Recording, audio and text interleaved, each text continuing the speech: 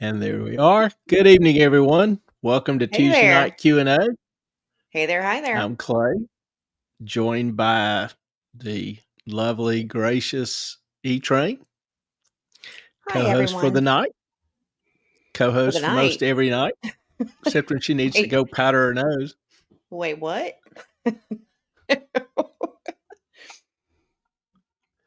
So good to see y'all. Good to be with y'all Tuesday night. I feel like I'm I'm cockeyed. Hang on. curious. We're not going to have that kind of weird night, I promise, but and I'm cockeyed in the other way. There we go. That's better. These are things that we cannot fix before we come on the air.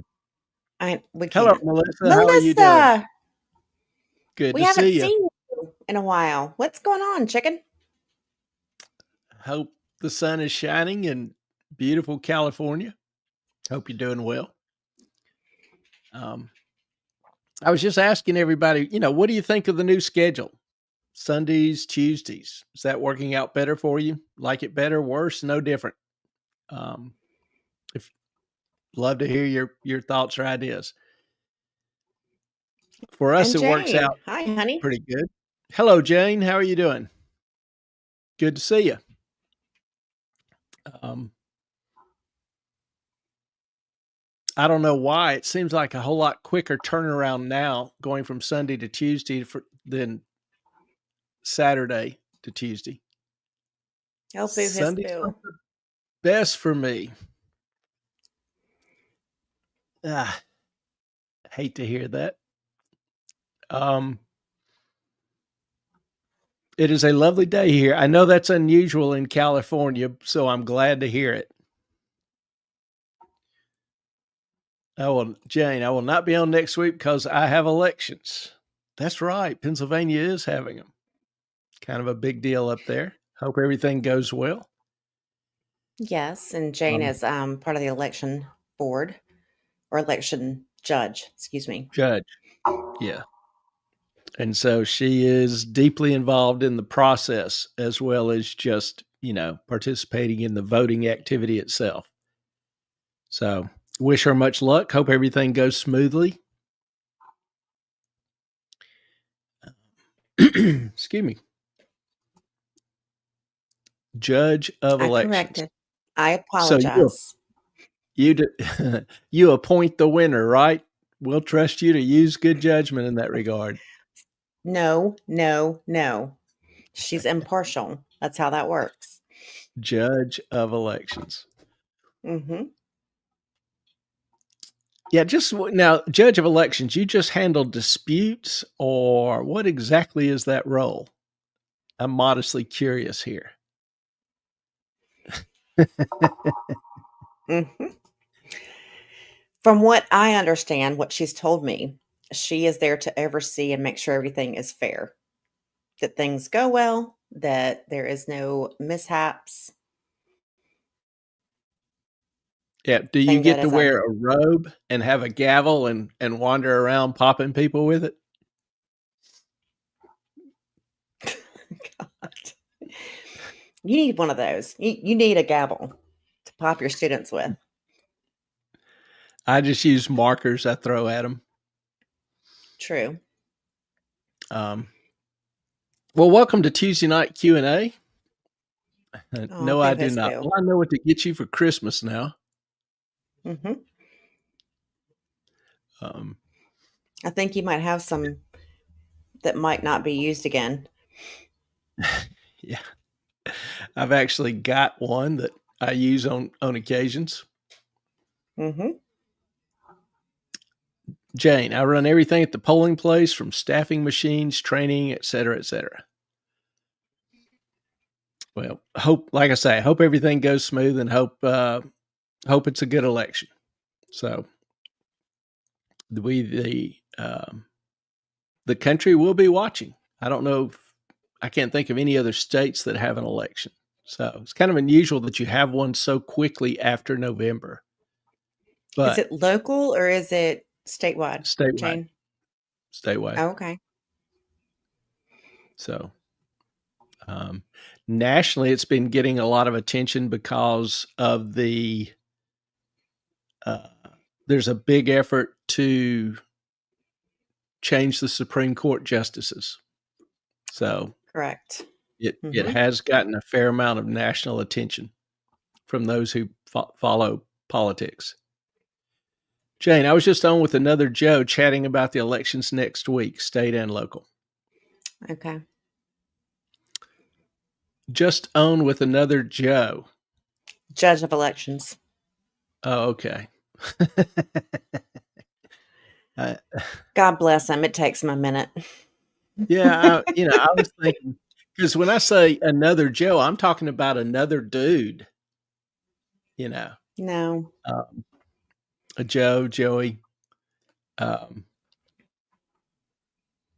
So yes. Anyway, Tuesday night Q&A. Have gotten a few questions from folks. Obviously, there's been a lot happening this week in the news, and so There we'll has, take even a the look at past some of that. 2 or 3 days. Yeah, really, in the past 2 or 3 days. Typically, primaries in and off year has very low turnout. We get 20 to 30%. Well, I hope all the right people turn out, all the informed ones, and ones who understand the issues and the implications. So that is Fair enough. my whole prayer comment. We're going to start off the night with a question about student loans. I had one wondering what the impact of making student loans now payable is. So, little background on that. If you're on social media, which I think most of y'all are, you have 'Cause you're probably here. seen tearful graduates wondering how they will pay off their loans. Creating a level of attention on the issue that kind of makes one wonder, how serious is it really? How serious is the problem? Well, if we look at delinquency rates, now, if you don't pay your loan in 30 days, you're 30 days delinquent, 60 days delinquent, 90 days delinquent. 30 is sometimes accidents happen. You normally get 1 or 2 waivers a year on that. But 90 days is a serious delinquency. So that's really, where the rubber meets the road. So if we look at delinquency rates since 2003, which is this chart that you are about to see. Oh, thank goodness. Yes, we have charts and graphs and colors, all that cool kind of stuff. Which sometimes I even remember to throw it up on the screen. Oh, when you work so hard, it's kind of nice to have it up there. I actually stole this one from the New York Fed Equifax publication that just came out. Oh. But it's it shows the serious delinquency rates since 2003 for autos, for mortgages, for credit cards. The purple here is home equity revolving, so that's a home equity line of credit. Auto loans, the yellow is mortgage, blue's credit card, and the red, the really noticeable one, is student loans. So, if you look at this, you can see this is, let me give you a little context. This is 2008, 2009, 12, 13, 14, 15, 17, 19, COVID, 20, 22, 23, 24, 25. Okay, Okay, real so quick. that gives you yeah. Are those private loans or government loans or all the above? Student loans are now all government loans. Government took them Really? over. Yep. Okay. So you can see before COVID, the rate was around 10%. Obviously, it went up during the subprime crisis and kind of stayed up. COVID hit. That's, the sharp rate is when the government gave everybody a forbearance, said you did not have to pay your loan. Now, that was supposed to be a temporary feature just during the COVID and the lockdowns, but the prior administration continued it for 4 years. So many of the people with those loans did not make payments for 4 years. forgot about their loans, essentially. Now that they're getting statements and bills, they're finding out that they owe a lot more than they did, and they don't understand why. Or maybe they've been making a little payment and they end up owing more than they borrowed, and they don't understand why. So, welcome to Moffat on Money, because we, help people understand better what goes on in the world of finance. The idea is that even though you're not making a payment, you're excused from making payments, the loan still accrues interest. The interest rate doesn't change. The amount of interest due on it doesn't change because you're not reducing the principal any. So that interest just keeps accumulating and increasing the Compounding. total amount you owe every month you miss a payment or make a small payment. So that's how you end up paying for a loan for 5 years. And then when you look at the balance, you owe more on it than when you began. So, there's been some talk about the student loan default rate soaring.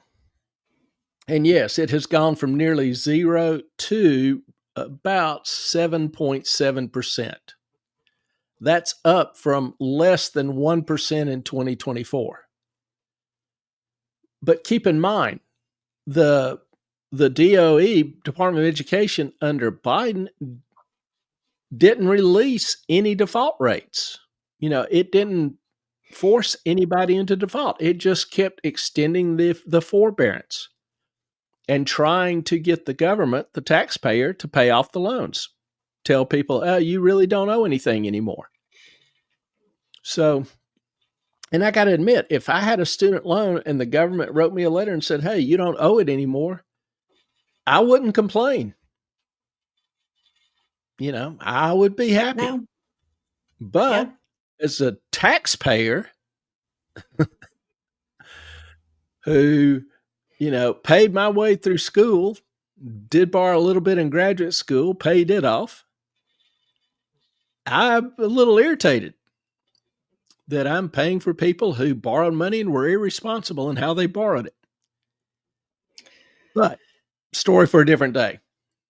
The rate Same goes for mortgages and auto loans and everything else that people just deferred, did not understand how that was going to impact them a few years down the road. Yep. And that's kind of why this show exists, to help you better understand these things. Now we see all these people posting on TikTok about how they owe more than, when they began. That's just the way accruing interest works. Now, what we know based on the data that is now coming out, first quarter of 2025, the data is really only released every quarter. Of those required to make payments, now understand, a lot of people with student loans don't have to make payments, like teachers. If you get a student loan to get a degree in education and you get a job as a teacher, a lot of states will pay your loan. Doctors, if you agree to open a rural practice, the state may agree to pay your loan. So there's a fair number of them that don't actually have to pay their loans if they, do the service. So just talking about those that are required to make payments, the data shows that 1 in 4, or nearly 1 in 4, 23.7% of student loan borrowers were 30 days or more delinquent. So nearly 1/4 of all the student loans are already in default. The next couple of months will be enlightening in terms of whether that goes to 90 days and these really are serious defaults, or whether, some people just weren't aware that they had to start making payments now, whatever. We'll see. But from the data, student loan delinquencies are up 700% over what the DOE reported under Biden. That's a hell of a jump. Now, if you look at the graph, you'll also notice credit cards and even car loans are bouncing up, particularly credit cards. Auto loans are up, and both of those are near, 2007 highs, right before the subprime crisis when it was just getting warmed up. So, I wouldn't say those are at critical levels. I wouldn't say any of them are at critical levels, but they are at stressful levels, particularly if you're a bank with a portfolio in credit cards, in student loans, in autos. So it does add stress to what is an already stressed banking system. We've talked about over the past year how the banking system, its assets are underwater. So they made all these loans, and those loans are now that are on their books. The assets they bought are now worth less than what they paid for 'em. They literally are underwater. So that Yeah, is not healthy for banks. I saw an article about that today saying banks are really screwed. We just don't know it yet. It's not coming out in the numbers, in the system, in the economy quite yet, but it's going to rear its ugly head sometime very soon.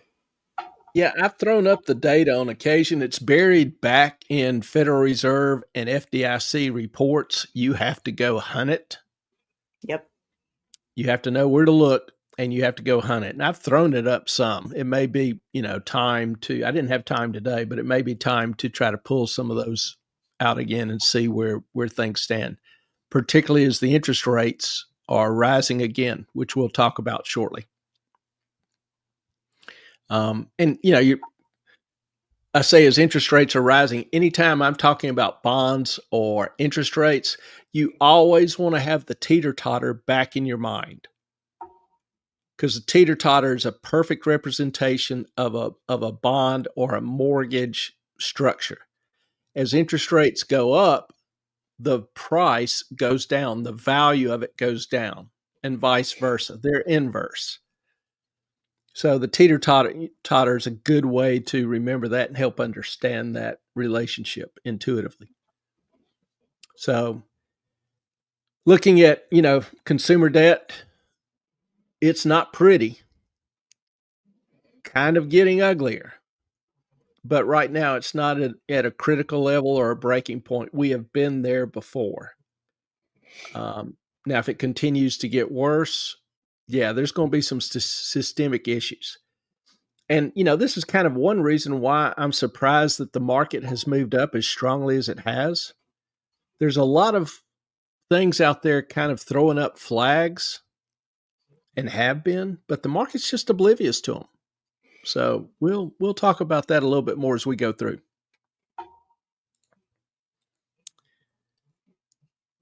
Now, inflation. Big numbers came out this morning. The what do you call it? The prime number, the standard, I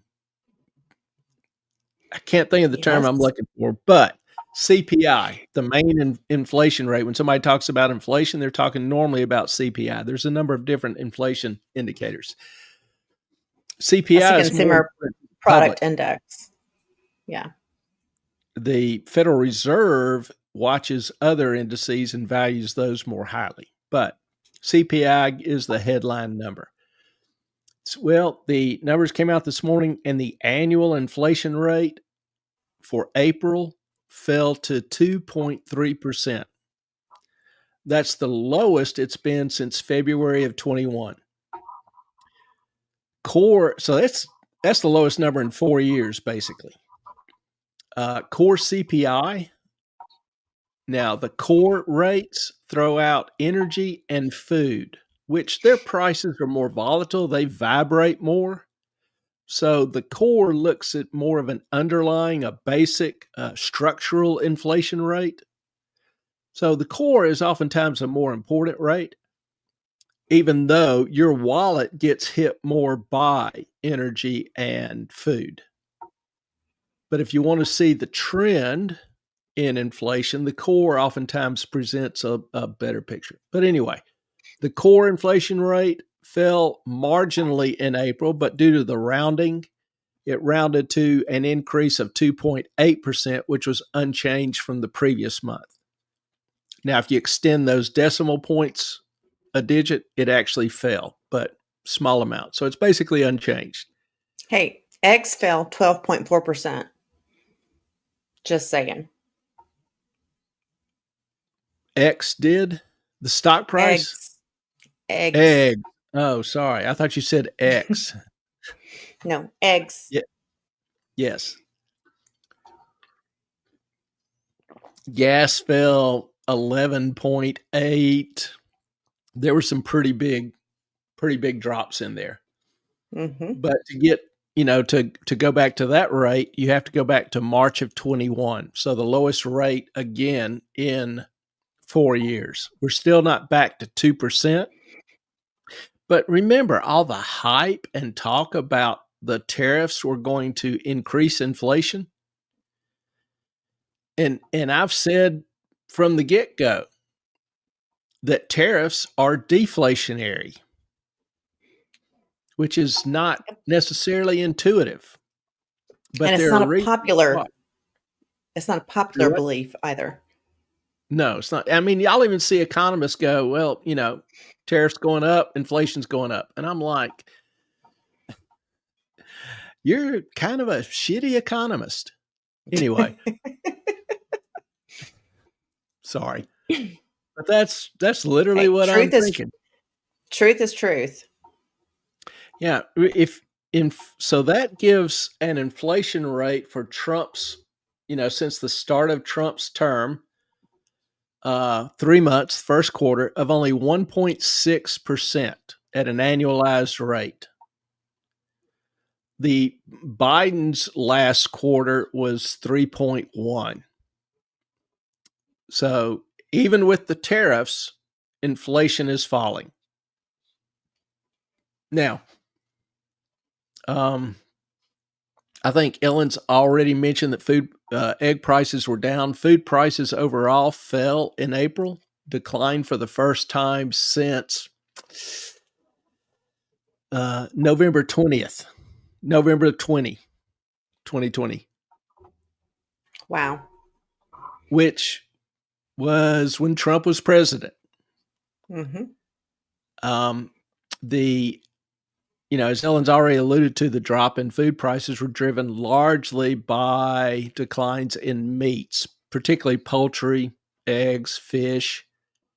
And part of that is, this past year, the previous administration ordered the slaughter of 166 million chickens.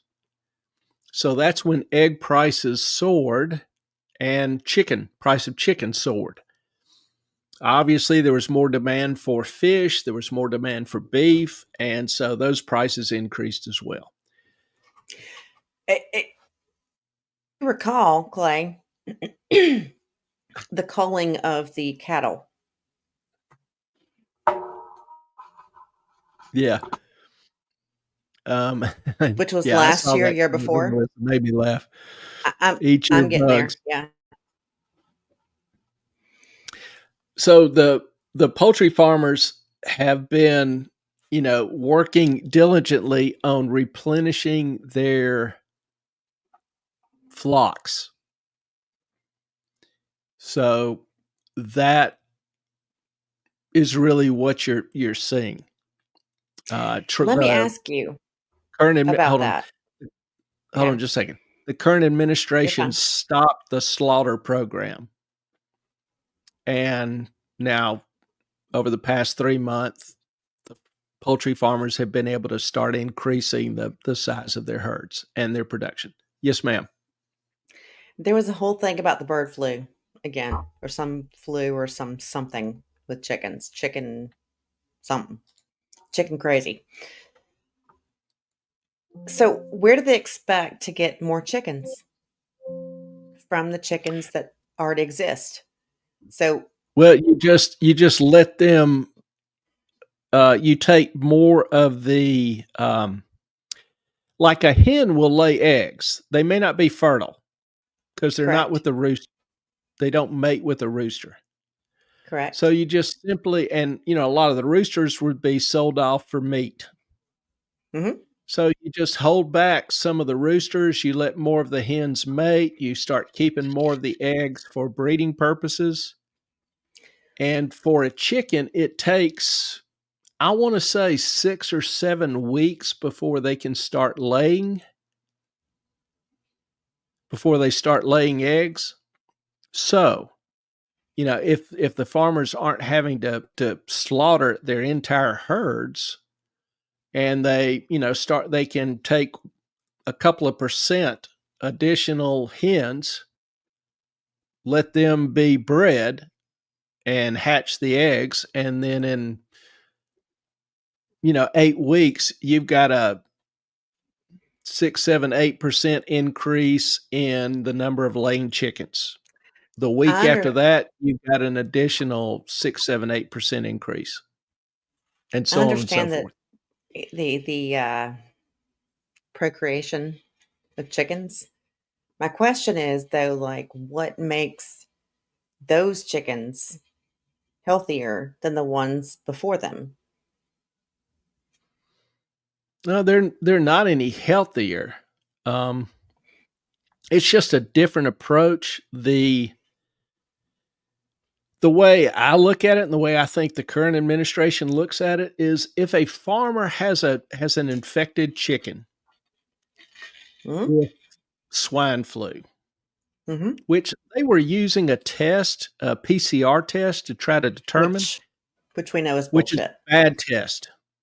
Yep. It will give a way high infection rate when they're not really infecting.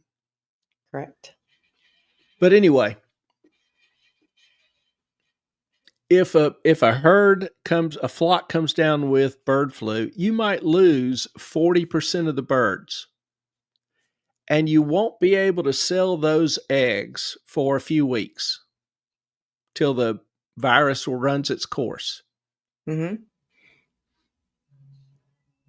Well, 2 weeks later, you've still got 60% of your herd, Yep. and they are immune to the virus. Correct. So you're breeding healthier, more immune chickens. The other way to handle it is to say, hey, you've got one bird that tested positive using this hokey test, but it tested positive. So let's slaughter 100% of the herd. That's stupid. That's my opinion as well. Mhm. You've got 100% fatality rate. And not only that, it puts some of the farmers out of business. So But is that a isn't that feature the or a goal? It's bug? a Speaking of bugs, feature. Melissa, Yeah.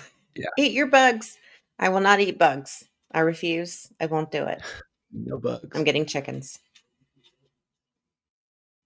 So Go the approach eventually. is vastly different. The herds are being replenished, restored, and that helps lower the price of fish as well. Now, meat dropped, but I think I looked at cattle futures today, and they were up because Hmm. meat imports from, is it Argentina or Mexico? One of them, some meat imports have been halted because of a um, bug in their meat. So the supply of meat Eat the is bugs. temporarily going to be cut. So meat probably will rise a little bit over the next few weeks. I don't think it'll be anything terribly serious or prolonged, but um, that happens on occasion. And that's why, imported meat is inspected to try to detect those things. We can't inspect the meat as it's being grown. We can't enforce, American standards, whatever, in packaging, processing. But inspecting it at the border can oftentimes avert some issues. Hang on. Let's see, 27 human H5N1 cases by October, primarily among poultry and dairy workers exposed to infected animals. Symptoms were mild with no confirmed human-to-human spread. Yeah. But let's slaughter them all anyway. Yeah. I'm surprised they didn't slaughter the humans too. Yeah, no kidding. Just a little humor there. So, I obviously favor the approach of strengthening the immune system and the genetic line, but there were some who disagreed, and they were in power. So, bottom line, food prices fell. Hopefully, they will continue because food has gotten absolutely stupid in cost over the past few years. I still remember going to the store 3 or 4 years ago, and I just, when I go, I usually get kind of like the same things, and I'd have, 4 or 5 bags, little plastic bags, $40. Now it's 120, 100, 120, whatever. It's just stupid. Anyway, gas prices have also started falling. We've seen oil in a free fall for the past month, and gas prices were a little bit slower. Now, so gas prices, fell about 6%. I've noticed here that gas has fallen from about $2.90 to could get it today at Costco at $2.40. Really? So that's a nice little drop. That's cool. Now, if you're in California, I think your price is $7 a gallon or $6 a gallon. Hadn't really dropped because your taxes have increased. Sorry, Melissa. But yeah, in a few states, you probably won't notice the drop because taxes are increasing.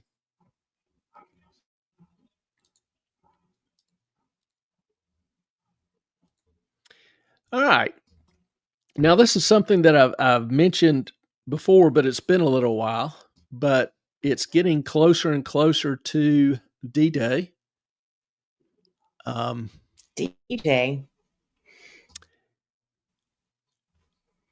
Strawberries and lettuce already planted. I'm jealous. Our last freeze day is May 15th, so this weekend I'm planting the rest of the garden.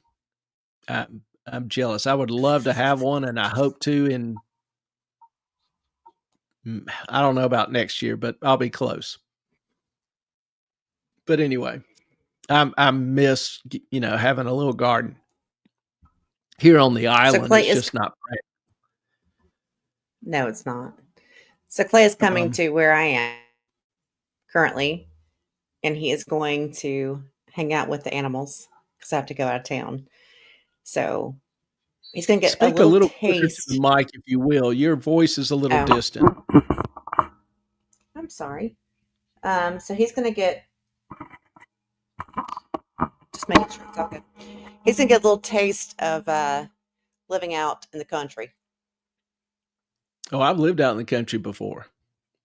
And he's going to get a taste of some really good washers and dryers.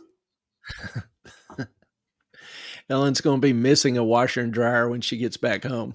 I better not be. I'll be so mad at you. He's already threatened to steal them. Yeah. This has been a running discourse for us for a while since she asked me what she ought to buy. And I just, threw out what I thought and didn't think she'd really do it. She did it. And now I'm mad because I hate my washer and dryer. Anyway. No, if you ever want to purchase, I have plenty to share with you. Hang on. If you ever need to purchase anything, ask Clay first, because he has usually done about 16 to 40 hours of research on it, and he will tell you everything. So I was like, oh, I need a washer dryer. Let me ask him. Now he's mad at me because I purchased the one that he wanted. You get to test drive it.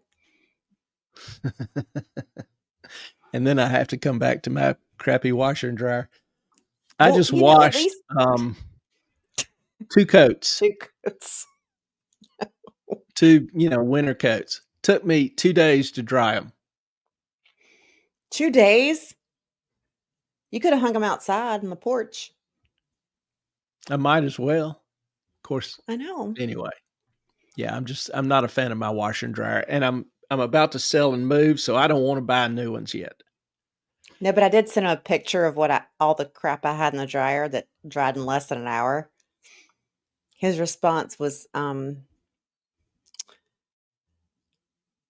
it was rude, but in a loving way. He was just Yeah, pretty much like, "I hate." We banter like that over the washer dryer. um, but this to me is probably one of the more important things we'll talk about tonight.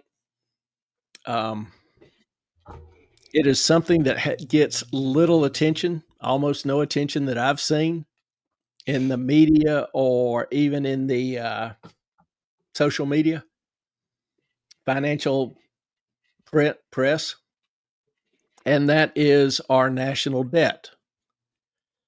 And this is the big picture that people should be focusing on. Interest rates. Now, y'all know my background is in fixed income, in bonds, in derivatives. And so that's obviously a particular interest to me. But one reason why that's the area I went in is because I realized how critical it was to the economy, to people's Mhm. lives, actually. So the rate I want you to look at is the 10-year. The first one on the picture there. You'll notice it's risen from 4.17 early in April to nearly 4.5% now. That's a 33 basis point move, which is jumping for bonds. Bonds don't normally move that much, but they've been hopping like a firecracker, relatively speaking. It's nearly 4.5% now. And we're seeing even wider spreads gains in the 20 and 30-year bonds. The whole curve. If I plotted every bond maturity, 1 week, 3 weeks, 6 weeks, 9 weeks, 6 months, 9 months, a year, 2-year, 3-year, 5-year, 10-year, 20-year, 30-year, you get this kind of, normally you'll get an upward sloping curve.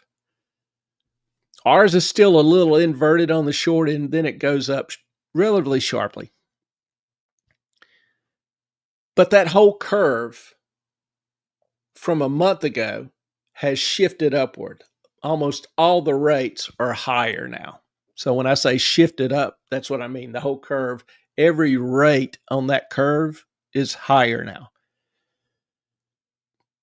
The problem with this is that this means the Treasury will have to pay higher and higher rates to finance its debt. Its interest cost to refinance will go up as it refinances both maturing debt plus the new debt it has to issue due to the budget deficit. Now, the rates increasing,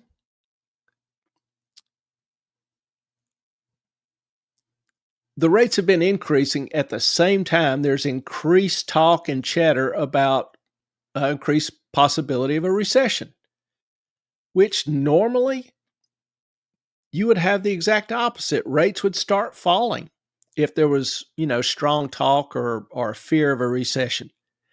But they haven't. They've started jumping up. That normally wouldn't make sense. Exactly the opposite of what one would expect. And that's probably what would be happening if the Treasury didn't have to refinance $7 trillion worth of maturing debt in June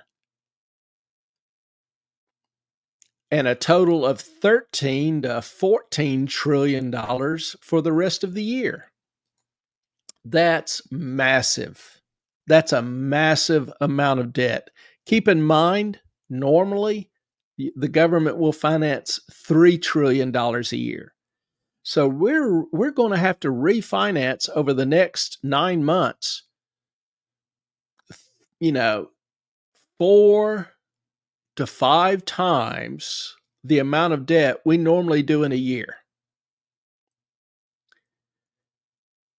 The reason?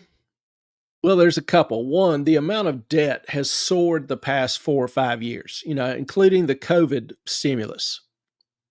And, part of that was Trump. So you've had the COVID stimulus. You've had rather extravagant spending at the government level. And then the big kicker was not only has debt soared, but Yellen, the former Treasury Secretary, the former chairman of the Federal Reserve, in order to try to keep interest expense down in the year before the election, she financed everything on the short end.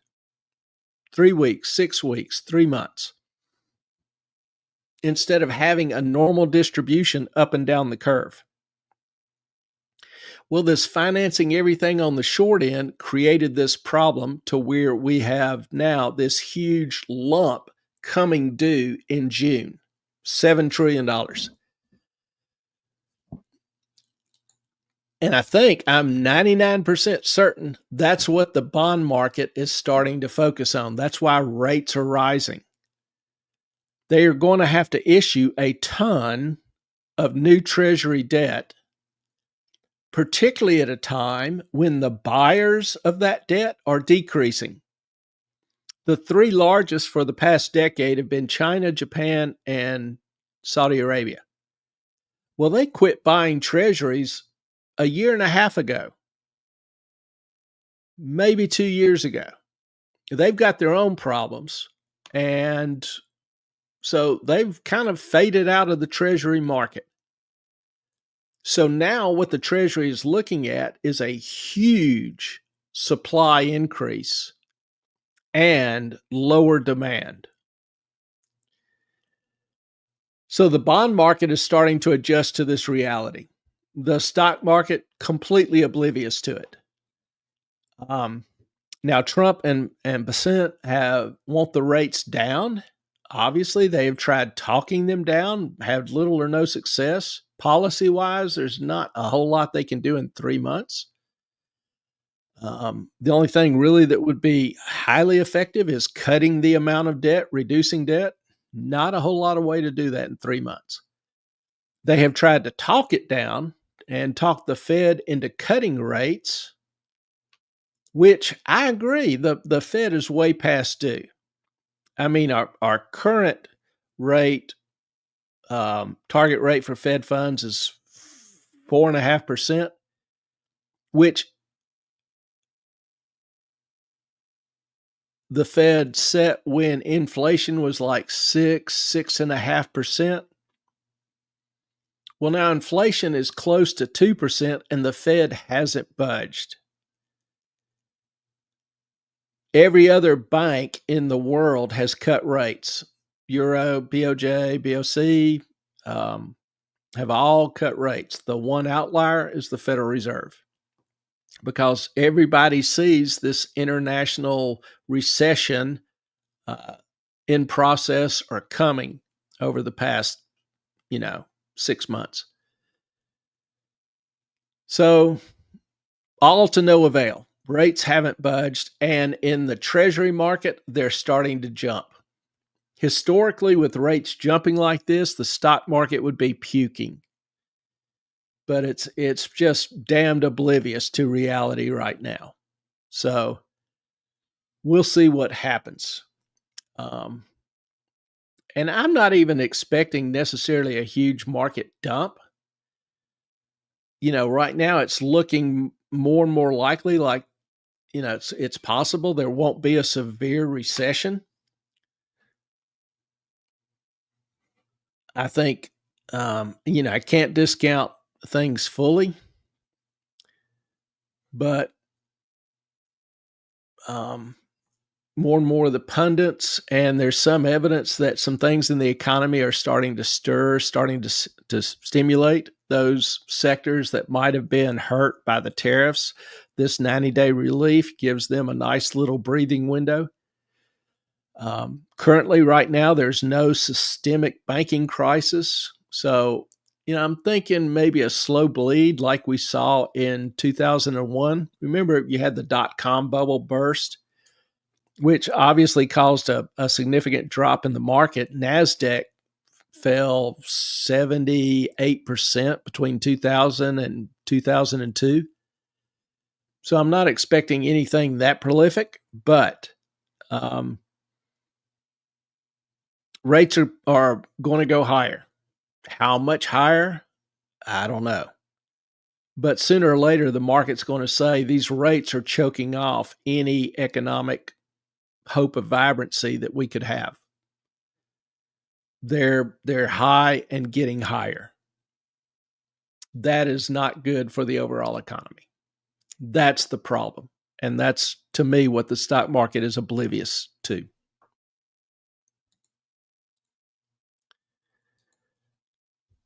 What else is in the news? How about if I mentioned a tariff deal? Have I mentioned a tariff deal? I mentioned a tariff deal. Most of you should know yesterday, U.S. and China dropped a bombshell. Honestly, I didn't expect it this quick, but they agreed to a 90-day deal to slash the tariffs and cool things down. I don't think most people were expecting that. So what's the deal about? How do we get here? How does it stack up to pre-Trump tariffs? So we'll cover all that. After couple months of escalating tariffs, the U.S. and China met in Geneva over the weekend. Actually, most people don't know, but they actually met 3 or 4 weeks ago. Remember when China said, we'll fight to the death and no compromise?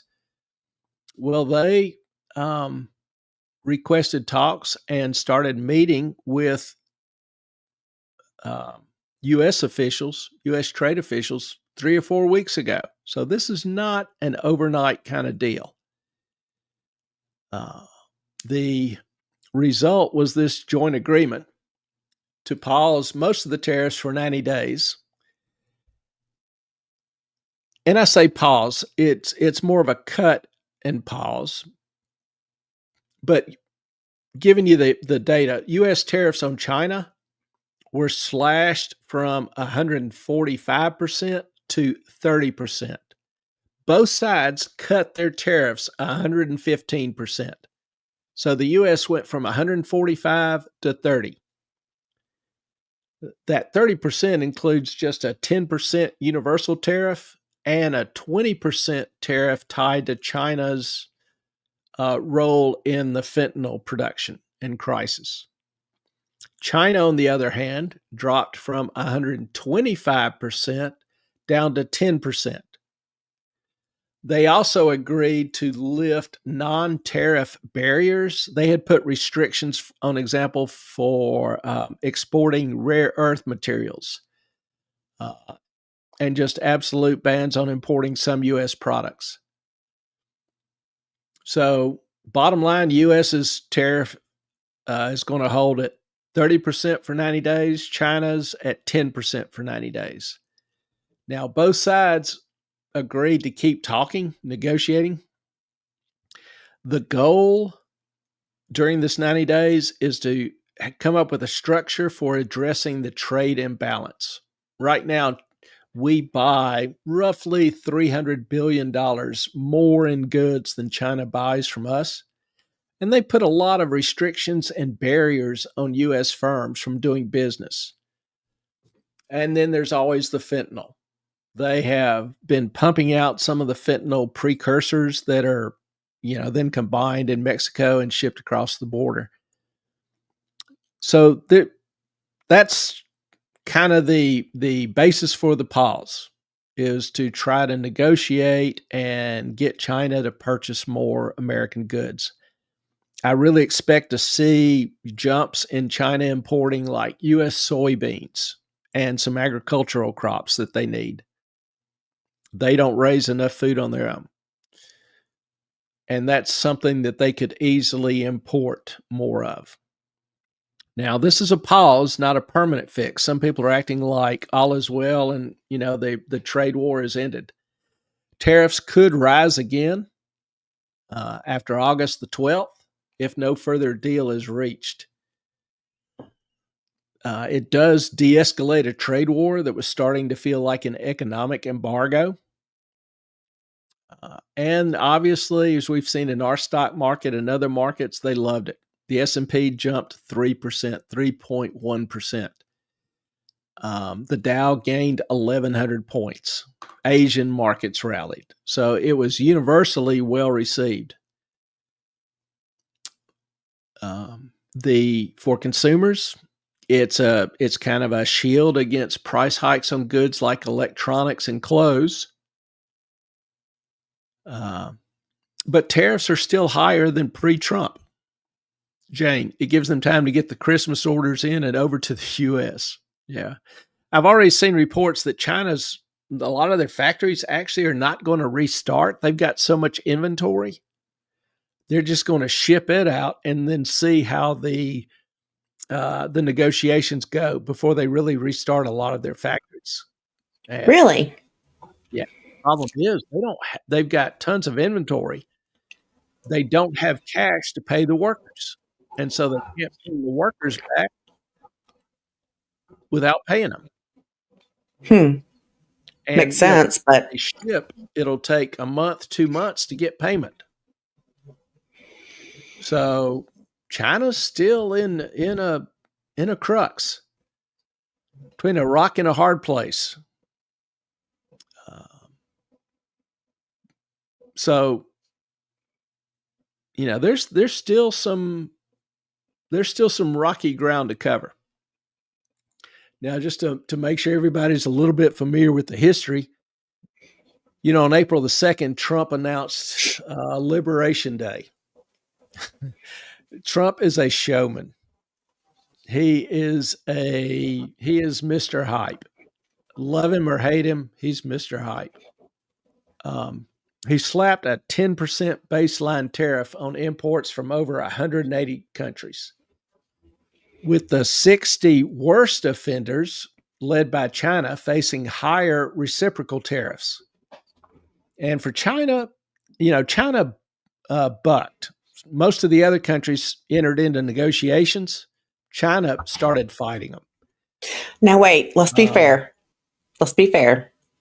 In the late 80s, early 90s, Trump was talking about the tariffs, how they were unfair, how America was paying too much, how everybody else needed to pay their share. Correct? Still having a hard time hearing you. And I've turned up my sound twice.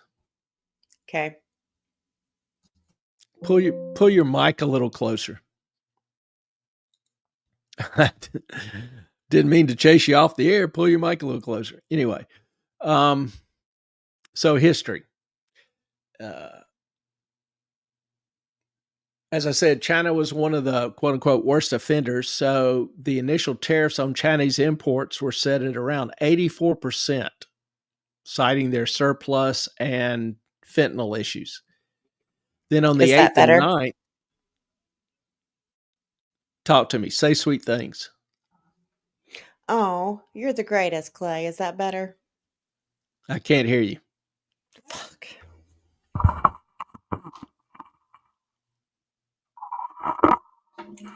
My mic is up all the way. We'll pull it closer to you. It's right here. Unless I put it right in my face, I can't get any closer. Okay, I could hear you then. How about the setting in StreamYard? Did that already. That's what I just did. That's what I just did. Okay. I mean, when you're talking there, I have a hard time hearing you. Technical issues, always. So China had their counter moves. They restricted imports of minerals and imposed non-tariff barriers, particularly on issues that would hit U.S. tech sectors and defense sectors. So the tit for tat spiraled, which caused markets to fall and raised recession fears that were all the rage. Now, on April the 9th, Trump paused tariffs for most countries except China because they had entered in negotiations. China wouldn't. So he kept China at 125%. Bumped them up to 145%. And then, like I say, 3 or 4 weeks ago, China sent a secret delegation to an IMF meeting and wanted to meet the U.S. And it was, and this was exactly at the time when China was saying, it was not going to negotiate, would not compromise. This was, a fight to the death. And the delegation, somebody took picture, recognized them, and got pictures of them. I mean, they're wearing their Chinese ID badges, identifying them so they can get in the building, the IMF building. But they demanded the photographer destroy the pictures and not print the pictures. So they were quite dismayed to have been noticed. The new tariff structure, comparing it to Trump's, to the previous tariffs under President Biden. Under Biden, tariffs on Chinese imports averaged about 7.5% to 10% on most goods. Now, there were a lot of goods that were excused from the tariffs, goods with a price under $600, which is a bunch of the Chinese imports. There was no universal tariff, and there were no fentanyl-related tariffs. The effective overall tariff rate, which is just the amount of taxes collected divided by the total value of the imports, is around 3%. So China had a very, very low tariff rate. Now they've got a 30% rate. So pretty big jump. A fair drop, 115-point drop from the 145%, but a big increase from, say, 3 months ago. The effective rate now is closer to probably 20%. China's tariffs on U.S. products, before Trump, it had tariffs between 15 and 20%. There were 25% tariffs on agricultural goods like soybeans, pork, 15% on machinery. So the effective tariff rate was close to 10%.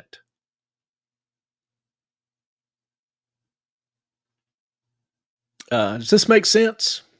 Let me know if you have any questions. The tariffs are still higher than pre-Trump levels. The 90-day clock is now ticking. If talks stall, tariffs could climb again. Now, Trump has stated that, they'll go substantially higher, but probably not back to the 145%. Some of the brainiacs at Goldman and Commerce Bank warned that the deal doesn't fix structural issues like the trade surplus. And I'm shaking my head going, well, no kidding. That's what they're negotiating now. And that's exactly what they said they were negotiating now. So this is a good example of Trump's strategy. And, I've seen it from him time and time again. You use in this case, he's using tariffs, but you use something as a sledgehammer to force negotiations and then dial them back for leverage. It worked to get China to the table, and similar deals with, the UK, in India, Australia, Argentina, um, point to the fact that he's aiming for broader trade resets. The US and China are still far from resolving some deep issues, but progress has been made, and we'll see what comes out over the next 90 days. Does anybody have any questions?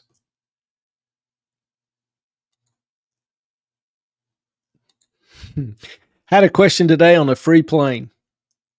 I don't know if many or all of y'all have seen. I think probably most have, but Qatar has offered a or is in talks, I should say, to give or lend. There are two different sides to the story.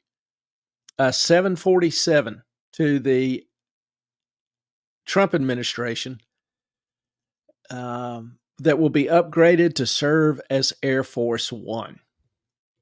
Now, the current Air Force One, actually, there are two of them, are over 40 years old, and they're near the end of their life cycle without major structural renovations. They are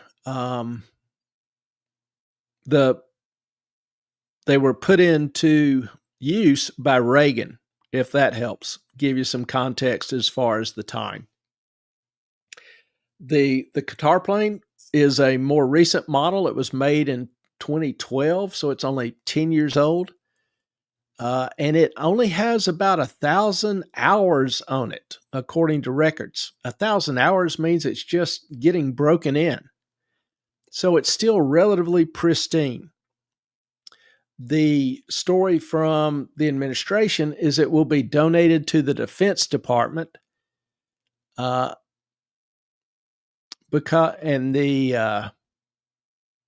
be donated to the Defense Department to be renovated and used as Air Force One, because the two new planes ordered from Boeing, which were due to have been completed, I think, last year, probably won't be ready till 2030. And the way Boeing's going, that may be optimistic. So the issue is, can they continue to fly safely the current Air Force Ones? Or do they need to come up with an intermediate solution? Now, the Qatari 747 will need extensive renovations. That probably will take a year, 2 years. That may even slow down the delivery of the other Air Force Ones, because there's only so many people with, high security clearance that can work on this plane, on these types of planes. So there's still a lot of questions. Devil's always in the details. Still a lot of questions on how this will work. Now, some people are complaining because, that they think the plane is being given to Trump personally. It is not. It is, according to the administration, being given to the Department of Defense. And after that, it will be retired to the Trump Presidential Library, much like Air Force One was retired to the Reagan Presidential Library. Remember, and this is a picture of it in the library.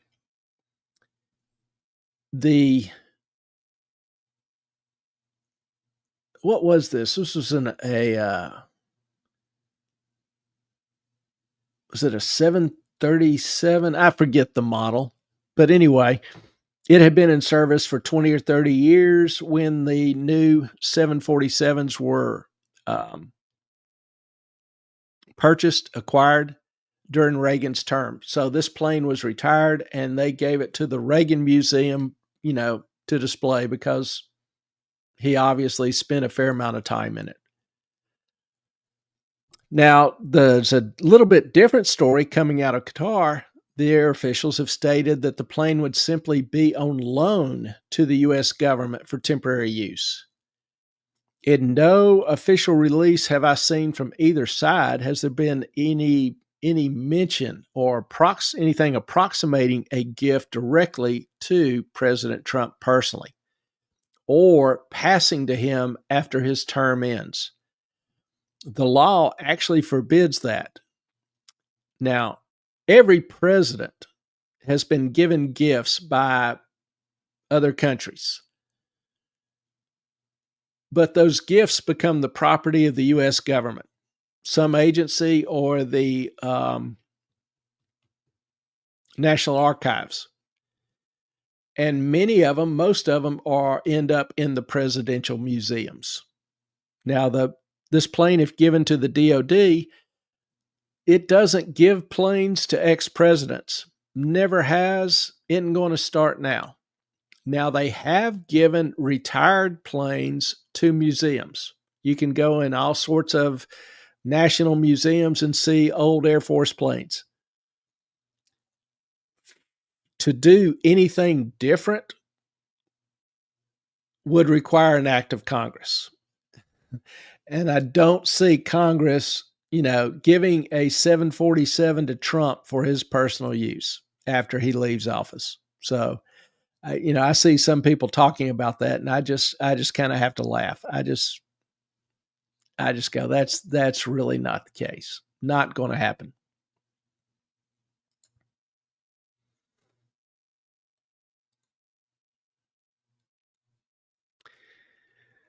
The another hot item on the news is President Trump's prescription drug plan.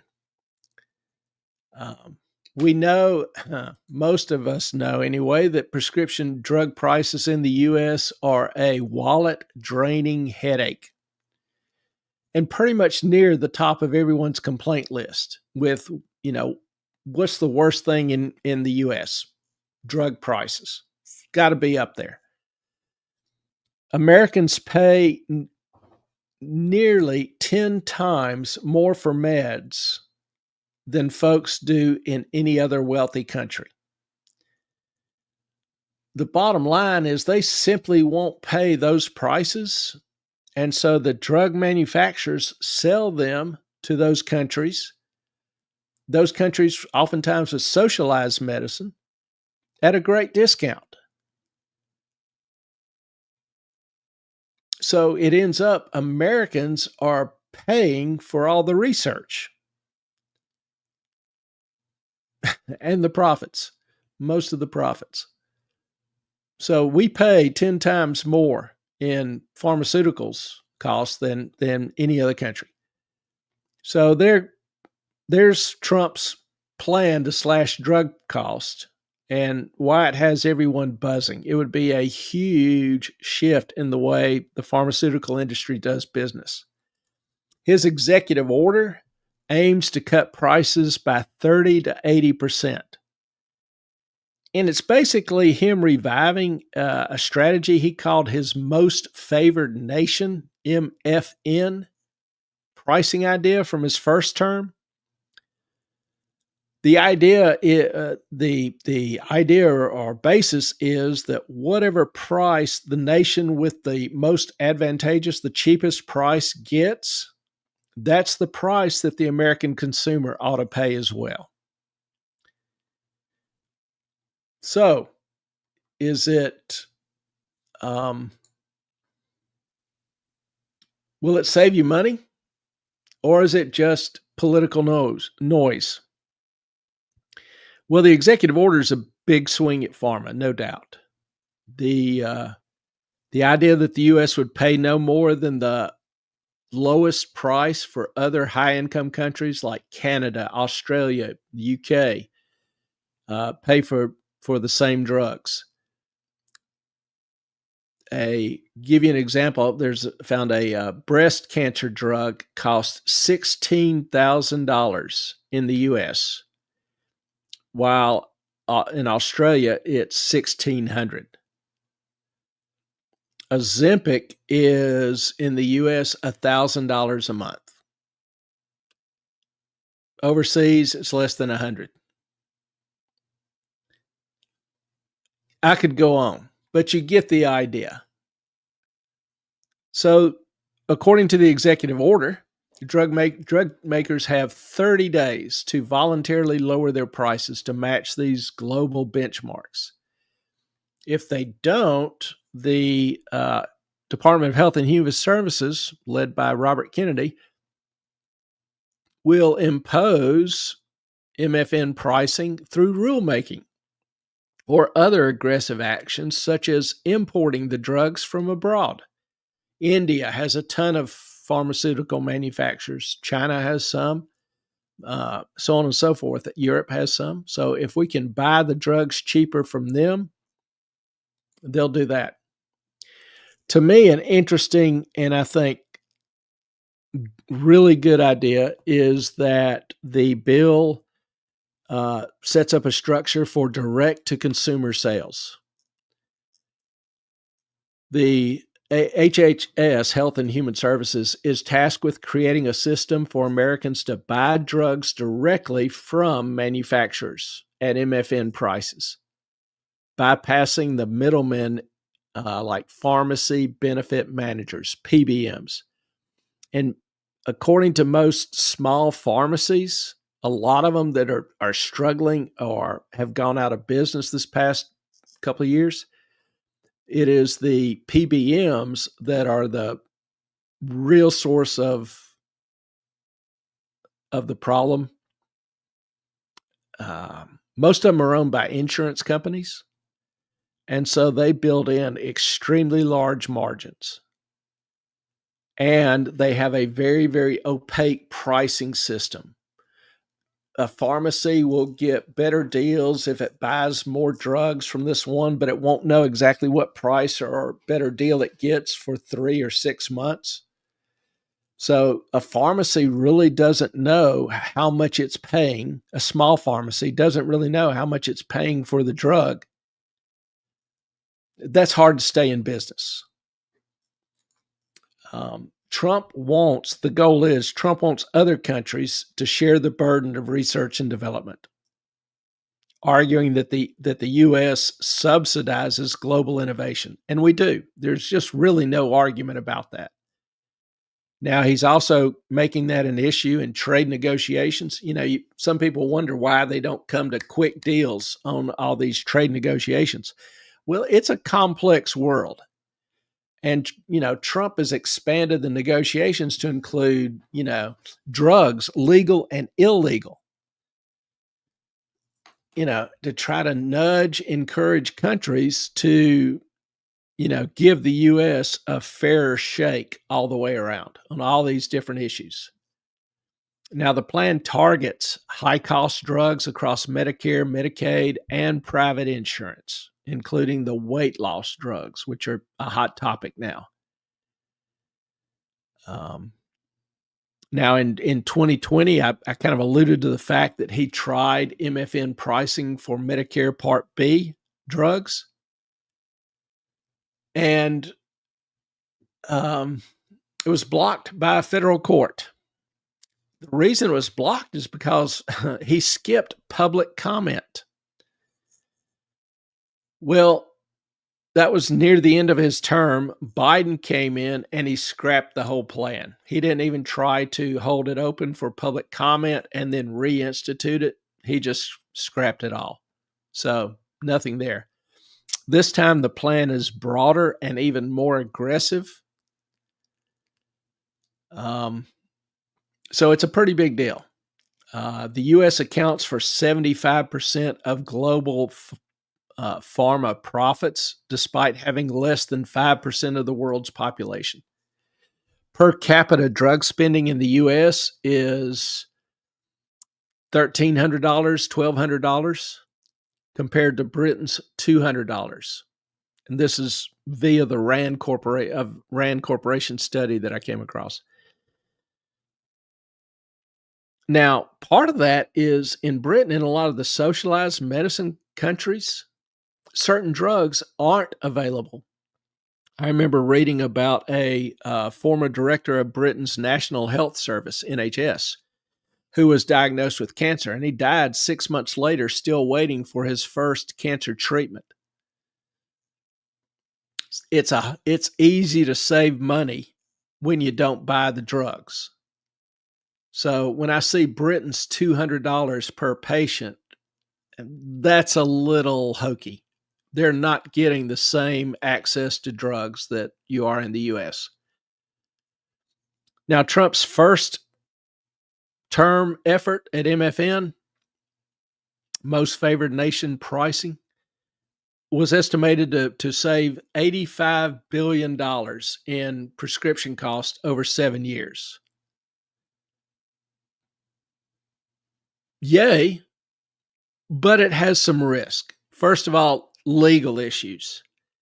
You know this is going to end up in the courts, particularly with there's a number of judges that just aren't impressed with anything that Trump does. So there'll be judges that block it, guaranteed. Whether or not it should be blocked is a separate issue, but it'll have its day in court repeatedly. Secondly, there's some economic hurdles. You know, trade negotiations with China. China has a growing pharmaceutical industry. They're still behind the U.S., but they also supply, a lot of key ingredients. And Trump is working to try to reshore pharmaceutical manufacturing to the U.S. Well, if he's cutting profits of the companies, it makes it less lucrative for them to move manufacturing here. So that's kind of a catch-22. I don't know how that's going to work out. So this strategy doesn't really perfectly align. It even conflicts with his tariff strategy to boost U.S. production. So I don't know. And that's where the tariffs come in. Even if the U.S. manufacturing cost is higher, profits are cut, companies still might be better off producing here in the U.S. than they would in most other countries and then shipping it to the U.S. Nobody can afford to lose the U.S. market. Not going to happen. That's a huge hammer. So how that all balances out, it's tricky.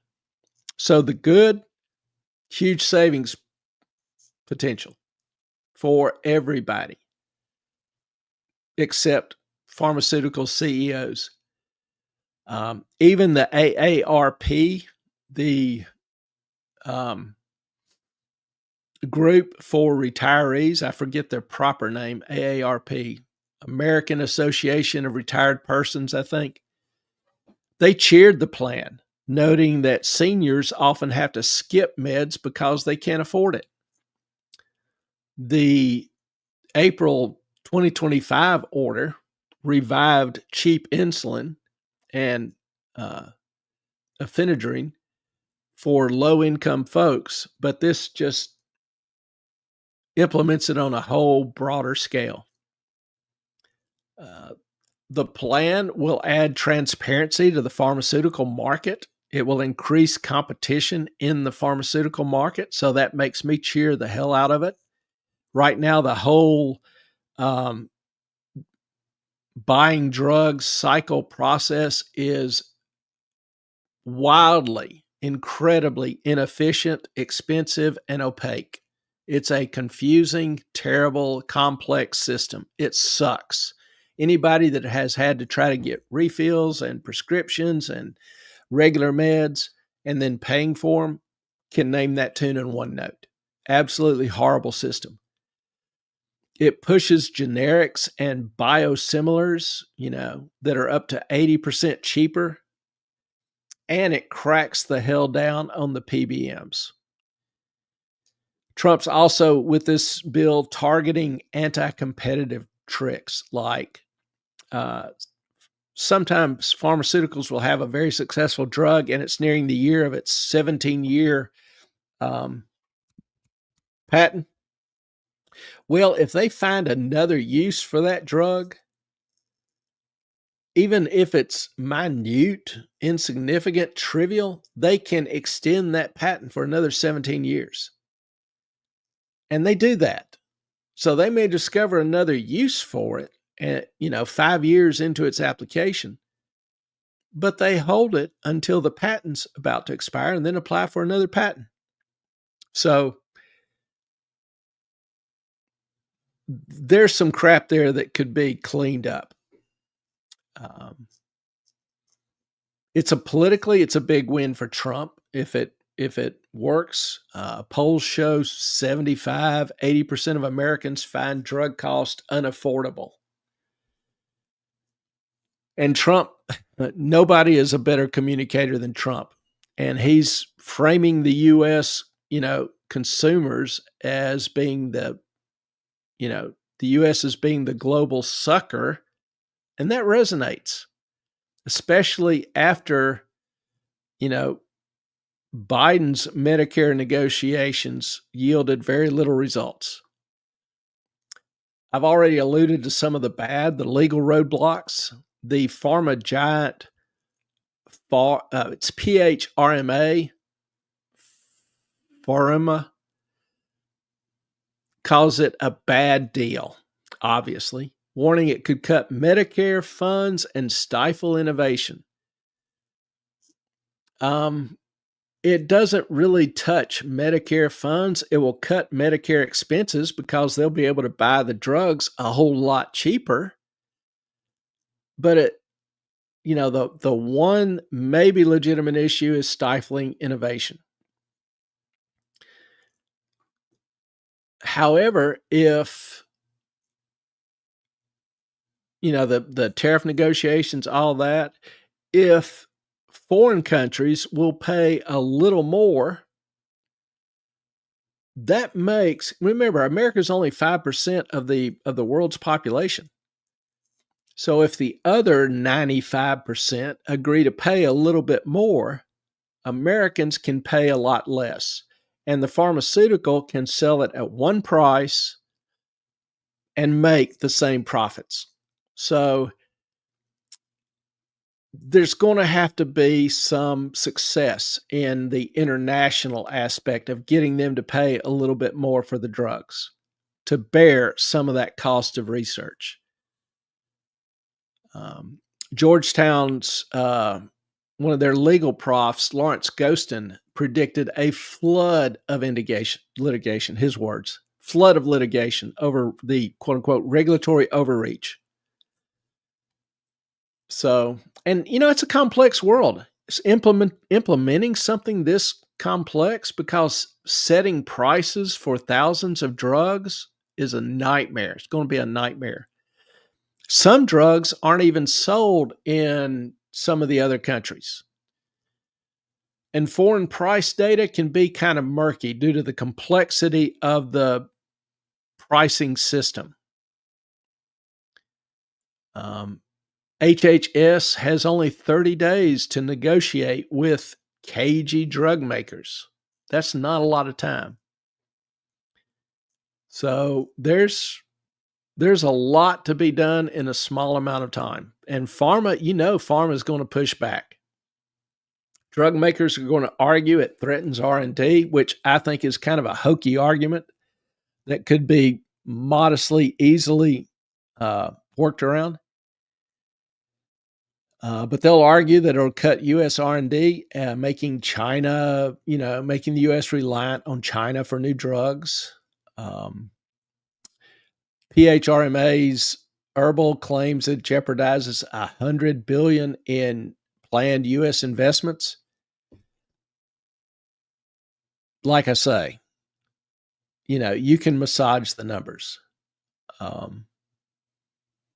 So the uncertain part, can Trump force Europe and Canada to pay more? Trade talks are tough. Tariffs on allies could backfire. China deal shows he can negotiate, but pharma's global pricing model won't be flipped or destroyed overnight. So While Medicare and Medicaid could see some savings, private insurance companies are harder to control. The um, drug makers, may have to cut prices on MFN drugs, but for drugs not sold to other countries, which I don't know how much of their business that consists of. I think it's very, very small, but nonetheless, whatever it is, they could keep those prices high, even hike them.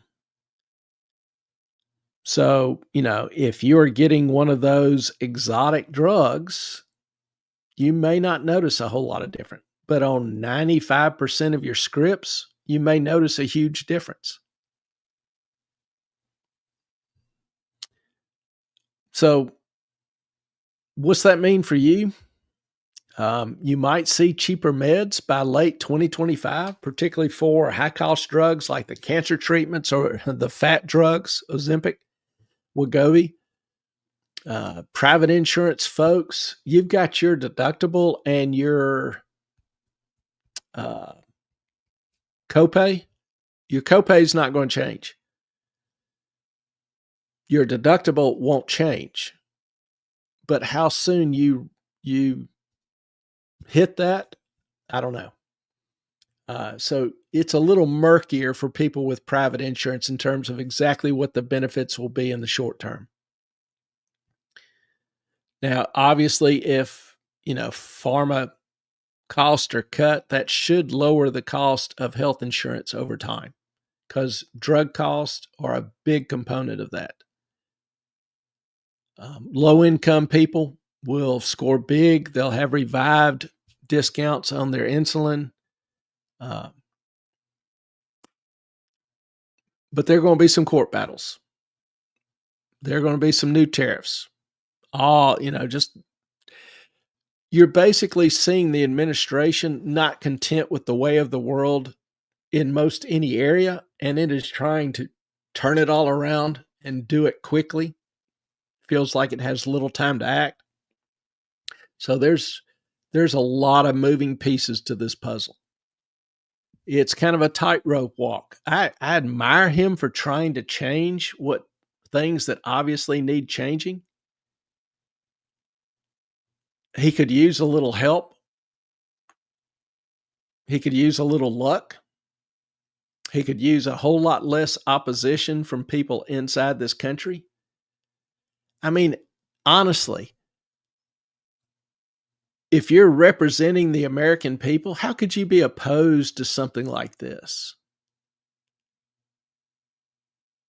But there will be, not just those that profit from it. Well, that's probably the big key there. Pharmaceutical companies donate tons of money to politicians.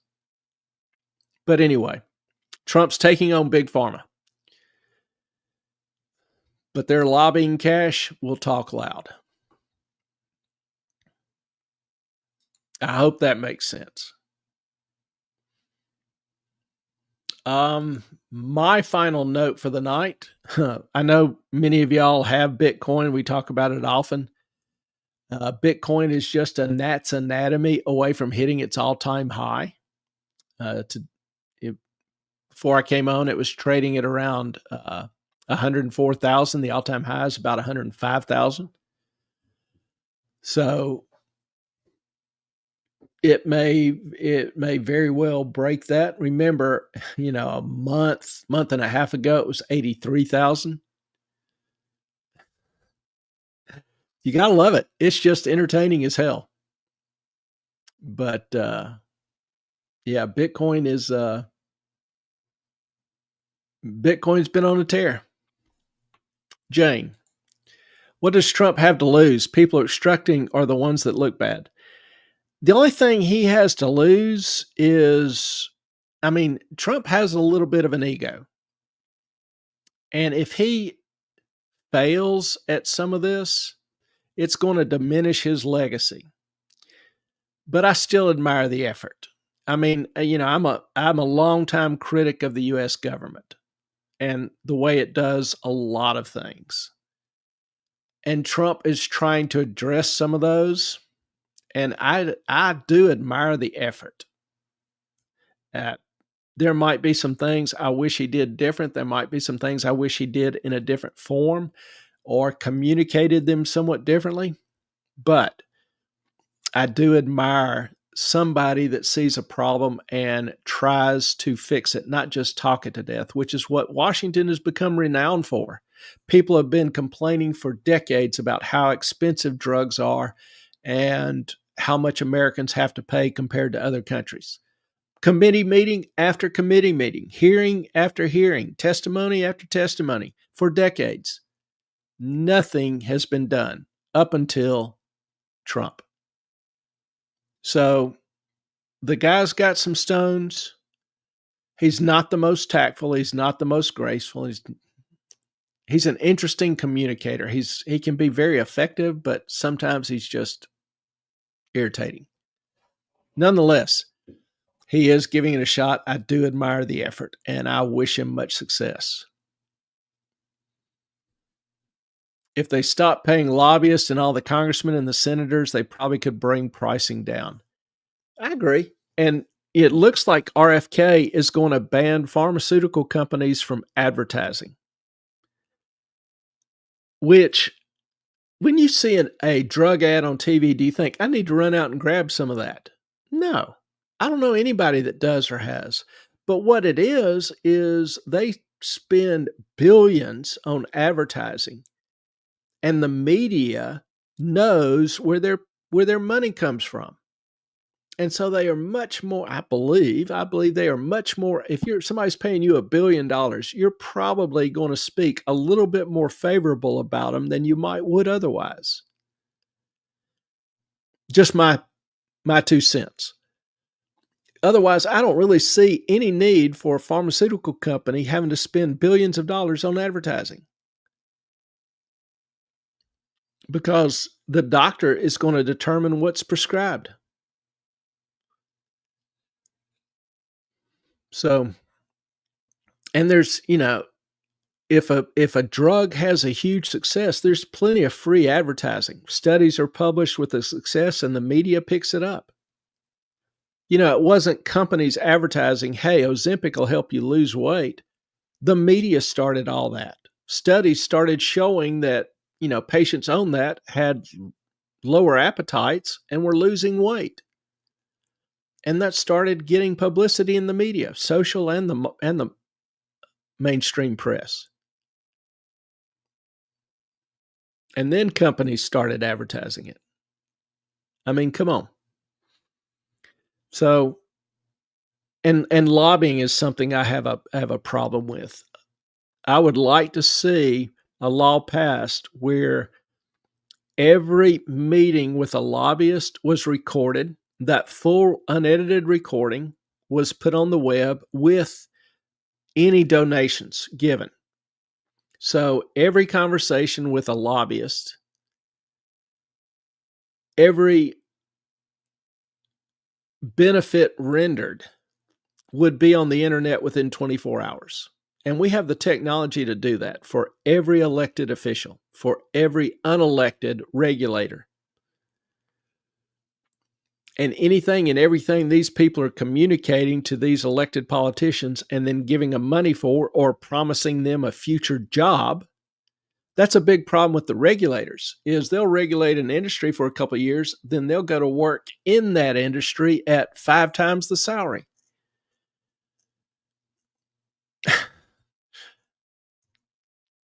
Really? I'm like, what the hell? That's just begging for a corrupt system. That's how you build a corrupt system. So anyway, I've got some big problems with the way lobbying works. I don't have any problems with corporations donating. I don't have any problems with millionaires, billionaires donating. I just think it ought to be disclosed. If George Soros, well, he's not an American citizen. I do think it ought to be limited to American citizens and American domiciled companies. I don't think foreign donations ought to be accepted. But if an American billionaire wants to give a politician $1 million, I don't have a problem with that. That politician should disclose it. And if it bothers the voters, if they know that this billionaire is basically paying for the whole campaign for this official and they still want to vote for him, that's their choice. But just disclose it. Disclose everything. I think the voters ought to be able to make an informed choice as to what they're actually getting and who's behind it. So I would remove all donation limits, but I would demand immediate or within 24 hours disclosure. And if you couldn't disclose it 24 hours before an election, then you can't have meetings. You can't accept funds or commitments. And if there's a meeting or something's edited or some other communication that's not disclosed, then that ought to have a steep jail term for the politician and the lobbyist.